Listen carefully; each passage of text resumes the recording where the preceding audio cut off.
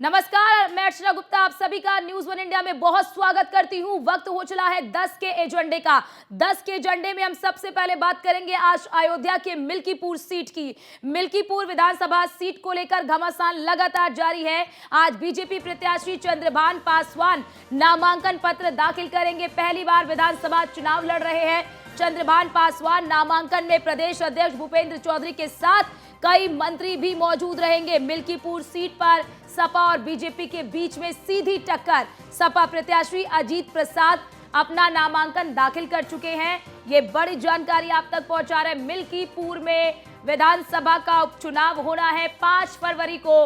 इस सीट पर भी मतदान होगा। इससे पहले अभी आपने देखा, क्योंकि मिल्कीपुर की सीट को लेकर मामला कोर्ट में लंबित था, इस वजह से वहां पर विधानसभा के उपचुनाव की घोषणा नहीं हो पाई थी। लेकिन अब जैसे ही मामला जो है वो क्लियर हुआ, उसके बाद यहां पर चुनावों की तारीखों का ऐलान कर दिया गया। मिल्कीपुर की सीट बीजेपी के लिए प्रतिष्ठा की सीट बनी हुई है, क्योंकि लोकसभा के चुनाव में सीट है, ये जो सीट है वो सीट बीजेपी हार गई थी। फैजाबाद की जो सीट है वो बीजेपी हार गई थी। अब ऐसे में मिल्कीपुर की सीट को जीतने की कवायद बीजेपी की ओर से तेज कर दी गई है और नए प्रत्याशी को चुनावी मैदान में उतारा गया है। और वही बात कर ले सपा की ओर से, तो सपा की ओर से अवधेश प्रसाद के जो बेटे हैं अजीत प्रसाद, उन्हें चुनावी मैदान में उतारा गया है। उन्होंने अपना नामांकन दाखिल कर लिया है और आज बीजेपी के जो प्रत्याशी हैं वो अपना नामांकन पत्र दाखिल करेंगे यहां पर। तो आपको देखिए मिल्कीपुर का दंगल बता रहे हैं। अजित प्रसाद सपा के प्रत्याशी, ये भी पहली बार विधानसभा का चुनाव लड़ रहे हैं और बीजेपी के चंद्रभान पासवान भी पहली बार लड़ रहे हैं। जिला पंचायत सदस्य की बात कर ले, अवधेश जो सांसद हैं, अवधेश प्रसाद के बेटे हैं चंद्रभान पासवान के पिता जो है प्रधान रहे हैं। अजीत प्रसाद की उम्र 35 साल, चंद्रभान पासवान की जो उम्र है वो 39 साल है। पहली बार चुनाव लड़ेंगे विधानसभा का चंद्रभान पासवान, बीजेपी के उम्मीदवार। बीजेपी जिला इकाई के सदस्य चंद्रभान पासवान के पिता प्रधान। पहले आपको बीजेपी के बारे में दिखाते हैं कि जो बीजेपी के प्रत्याशी है चंद्रभान पासवान, उनका राजनीतिक करियर क्या रहा है। चंद्रभान पासवान के तो पहली बार विधानसभा का चुनाव लड़ेंगे चंद्रभान पासवान, बीजेपी जिला इकाई के सदस्य। इसके साथ ही अगर राजनीतिक करियर की बात कर ले तो चंद्रभान पासवान के पिता प्रधान और अजित प्रसाद के पिता अवधेश प्रसाद सांसद। चंद्रभान पासवान की उम्र 37 साल और अजित प्रसाद की जो उम्र है वो 35 साल। लेकिन दोनों में एक चीज जो सामान्य है वो ये सामान्य है कि दोनों ही पहली बार विधानसभा का चुनाव लड़ रहे हैं। और राजनीतिक करियर की बात भी हम आपको बता रहे हैं, तो इनके राजनीतिक करियर को भी जरा देखिए कि अजित प्रसाद जिला पंचायत सदस्य का चुनाव हार चुके हैं। बीजेपी जिला इकाई के सदस्य चंद्रभान पासवान हैं। तो ये हम आपको दिखा रहे हैं अजित प्रसाद और चंद्रभान पासवान, जो कि बीजेपी के प्रत्याशी हैं। अजित प्रसाद जो कि सपा के जो प्रत्याशी हैं वो बनाए गए हैं। और मिल्कीपुर की सीट का जो चुनावी दंगल है वो बहुत ही दिलचस्प है, क्योंकि सीधी टक्कर बीजेपी और सपा के बीच में है। और बीजेपी यानी कि पूरी रणनीति के तहत इस सीट को जीतने की प्लानिंग कर रही है और इस सीट की जिम्मेदारी खुद मुख्यमंत्री योगी आदित्यनाथ ने उठा रखी है। आपको याद होगा कि अभी हाल ही में जिन 9 सीटों पर विधानसभा के उपचुनाव संपन्न हुए हैं, जिनमें से 7 सीटें बीजेपी के खाते में गई और 2 सीटें सपा के खाते में।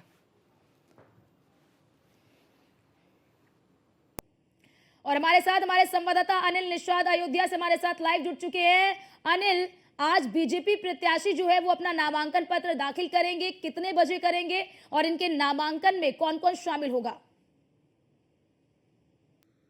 ये देखिए, बिल्कुल आपको बताते कि आज जो है 12 बजे चंद्रभानु पासवान नामांकन करेंगे। इनके साथ प्रदेश अध्यक्ष जो है भूपेंद्र चौधरी के साथ साथ कई मंत्रियों के शामिल होने की संभावना, क्योंकि एक नामांकन से पहले 10 बजे उनकी पेट्रोल पंप मिल्कीपुर में एक बड़ी जनसभा है, जहां पे बीजेपी के कई मंत्री शामिल होंगे। इसके साथ साथ प्रदेश अध्यक्ष भूपेंद्र चौधरी खुद शामिल होंगे।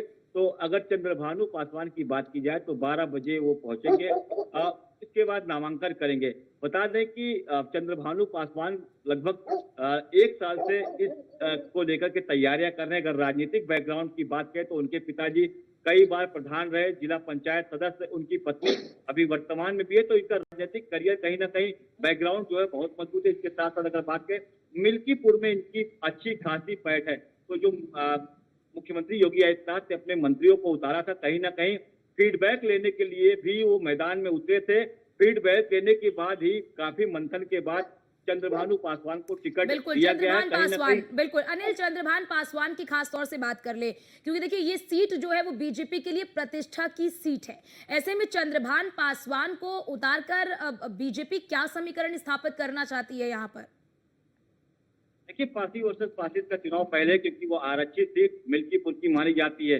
अगर चंद्रभानु पासवान की बात करें तो साफ सुथरे नेता हैं, कहीं एक आध मुकदमे भी उनके ऊपर नहीं। इसके साथ साथ बात करें तो कार्यकर्ताओं में काफी उत्साह है। एक बड़ी चीज अनिल, एक बड़ी चीज जो यहाँ पर जानकारी आ रही है, सूत्रों के हवाले से ऐसी भी जानकारी आ रही है कि चंद्रभान पासवान जो है वो लल्लू सिंह के काफी करीबी माने जा रहे हैं।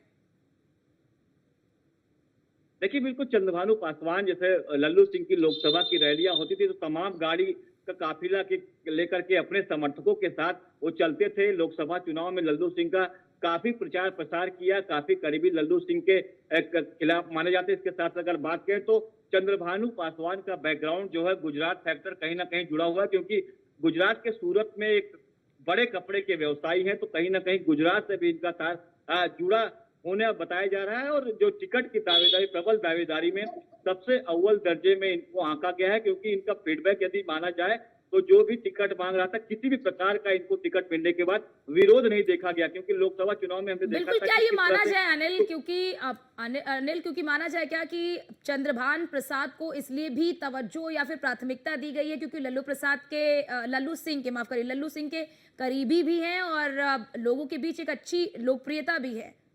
दोनों में से कौन सी सबसे बड़ी वजह?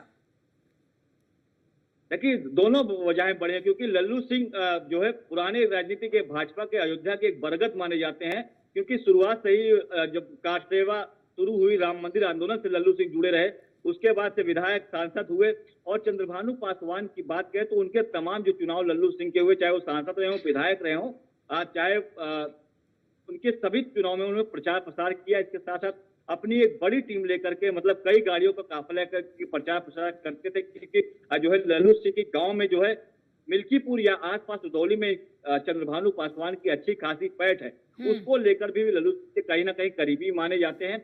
अगर चंद्रभानु पासवान की अगर बात करें तो मिल्कीपुर के बगल रुदौली के रहने वाले हैं, तो आसपास इनका बैकग्राउंड जो है बहुत अच्छा है। एक जो कहते हैं कि प्रधानी से उठ करके विधायकी तक पहुंचे हैं, तो एक एक कार्यकर्ता, एक एक मिल्कीपुर के लोगों को वो जानते हैं, किस तरह से कहाँ किसका समीकरण है वो लोगों, अच्छे से बड़ी बात परखते हैं। जरा ये भी बताइए अनिल, लोगों के बीच में चंद्रभान प्रसाद को लेकर क्या प्रतिक्रियाएं आ रही है? क्योंकि कई बार क्या होता है, देखिए, जब प्रत्याशी को चयन किया जाता है तो प्रत्याशी के चयन को लेकर लोगों की प्रतिक्रिया बहुत ज्यादा मायने रखती है। तो ऐसे में चंद्रभान प्रसाद को लेकर लोगों की क्या प्रतिक्रियाएं हैं? और अनिल जरा ये भी बताइए कि क्या इस सीट पर, इस मिल्कीपुर की सीट पर क्या द्विपक्षीय मुकाबला है, क्योंकि निर्दलीय भी इस सीट पर मैदान में है? देखिए, जब से चंद्रभानु पासवान को भाजपा ने टिकट दिया है, कहीं भी कोई भी विरोध का एक कुछ भी नहीं देखने को मिला है।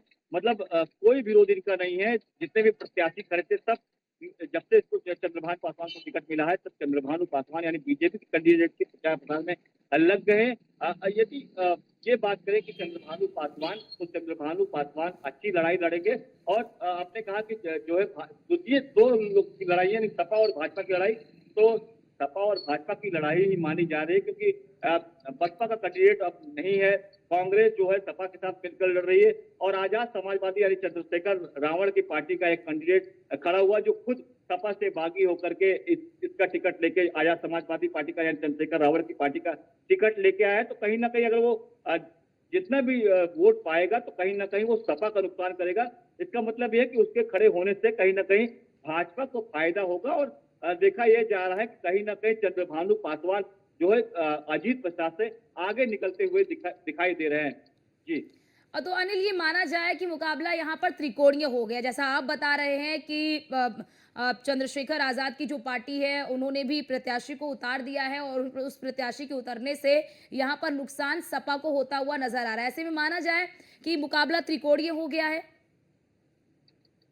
त्रिकोणीय तो नहीं कह सकते, दो पक्षीय सपा और भाजपा का है। लेकिन क्योंकि जो चंद्रशेखर रावण की पार्टी का कैंडिडेट है वो सपा का बागी है, यानी कि सपा से निकल के गया है। सपा से टिकट उसने मांगा था, नहीं मिला। उसने जो है परिवारवाद का आरोप लगाते हुए पार्टी छोड़ दी कि इसमें सपा में भी परिवारवाद चल रहा है और सांसद के पुत्र को जबरन टिकट दिया गया है, जबकि उनका कोई राजनीतिक बैकग्राउंड नहीं है, किसी भी प्रकार का उनको जनता भी नहीं जानती। ये कहकर उन्होंने पार्टी छोड़ी थी और आजाद समाज पार्टी की जो है वो टिकट लेकर के आके मैदान में उतरे हैं। तो कहीं ना कहीं जो भी नुकसान होगा वो समाजवादी पार्टी का करेंगे, क्योंकि वो समाजवादी के पार्टी के नेता थे, अब बागी हो गए। तो जितने भी कार्यकर्ता उनके रहे होंगे कहीं ना कहीं समाजवादी पार्टी के ही रहे होंगे। तो कहीं ना कहीं ये बहुत अच्छी बात है भाजपा के लिए। इससे थोड़ा सा भाजपा का कैंडिडेट और मजबूत नजर आ रहा है। जी बिल्कुल। और जरा ये भी बताइए अनिल, अगर बात कर ले मिल्कीपुर की सीट की, तो मिल्कीपुर की सीट पर कुल कितने उम्मीदवार चुनावी मैदान में हैं? देखिए, अभी तो लगभग 15 प्रत्याशी मैदान में है। प्रमुख रूप से यही 3 प्रत्याशी माने जा रहे हैं। सपा से अजीत प्रसाद है, भाजपा से चंद्रभानु पासवान है और मिल्कीपुर से जो है चंद्रशेखर रावण की पार्टी का एक कैंडिडेट सूरज चौधरी। ये 3 प्रमुख माने जा रहे हैं, बाकी सब निर्दलीय है। तो 13 से 14 कैंडिडेट अब तक जो है वो नामांकन करा चुके हैं। तो प्रमुख जो है लड़ाई जो है सपा बनाम भाजपा की यहाँ पे मानी जा रही है। ठीक है, बहुत शुक्रिया आपका अनिल, हमारे साथ जुड़ने के लिए और महत्वपूर्ण जानकारी हमारे दर्शकों तक साझा करने के लिए।